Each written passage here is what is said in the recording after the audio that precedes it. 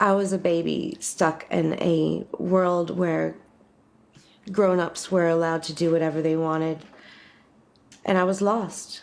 It's such a shiny, glossy world, that one, full of celebrities and wealth. But beneath, it's nothing like that, it seems. Money should not be able to buy you the power to get away with hurting people, and it's not normal. I don't care how rich you are. You have the privilege of being wealthy. Great, fantastic. Do something great about it. Do something good with your money. I mean, how evil do people have to be to just let that happen?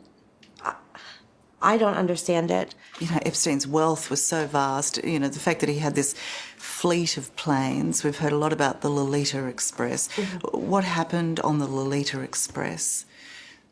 Everything that happened on the Lolita Express and his other planes was the same thing that happened in his bedrooms and the massage rooms, on the beach, wherever we were. The abuse did not stop because we're in the air. 95% of the time, there was always sex involved. Jeffrey couldn't take a 2-hour flight without having to ejaculate. Like, that's how sick this man was. How did you live every day? How did you get on board that plane? How did you live knowing you're going off to New York or to the island or to wherever you were about to be trafficked to? You must have been a ball of dread and anxiety. I was horrified. I was sad. I was angry.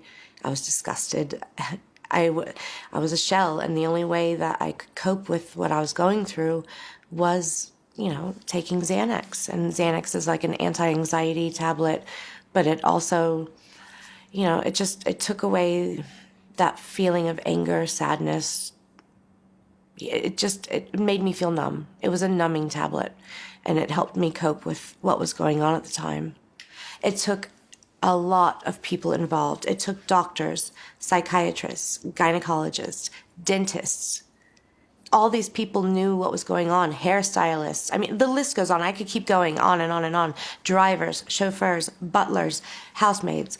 It took all of these people turning a blind eye, which they weren't blind to because we were right there blatantly in front of them. They knew exactly what was going on. Everyone's turned a blind eye in the place where I was supposed to be protected, in my country where I was supposed to be protected.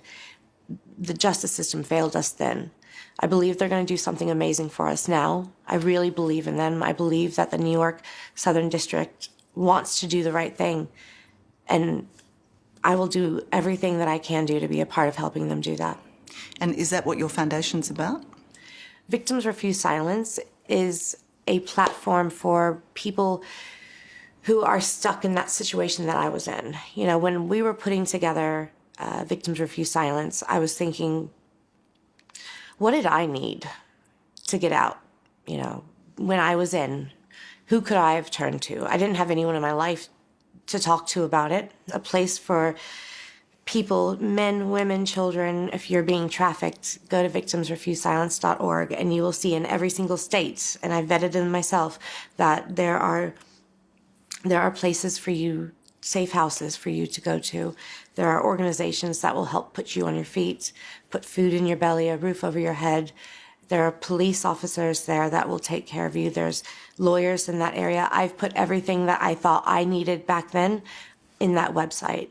Being a mother, being a wife, being a daughter, I feel like it's my responsibility. I think it's everyone's responsibility in the world to not let our children grow up in an era where sex trafficking is the most profitable industry in the world.